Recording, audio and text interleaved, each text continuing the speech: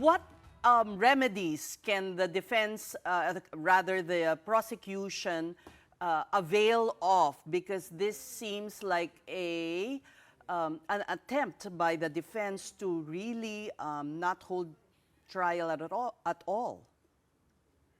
All right, says the defense is making a factual allegation. Therefore, the prosecution has actually asked that it be given the opportunity to present its own expert who will medically determine Mr. Duterte's fitness for trial. Also, the prosecution also intimated that the pretrial chamber can even appoint its own expert to determine the fitness for trial of Mr. Duterte. And how soon can this happen?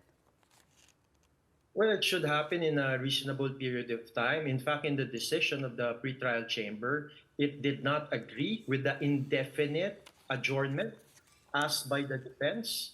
And the pretrial chamber emphasized that this is only a limited period of postponement just to determine the fitness of Mr. Duterte. So my own personal opinion, this should not take years. It should only take months. In fact, the prosecution said that the confirmation of charges should be within the year 2025.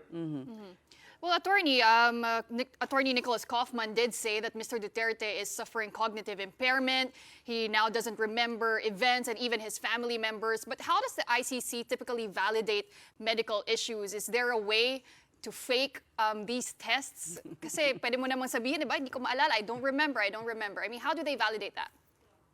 That's why it's also important, Pauline, that there should be an independent expert, because the defense actually cited its own experts and its own defense reports. That's why the prosecution has been emphasizing that there should be a prosecution expert as well as a court-appointed expert, so that there will actually be all the circumstances, all the reports made available to the pretrial chamber so it can give its informed decision on the matter.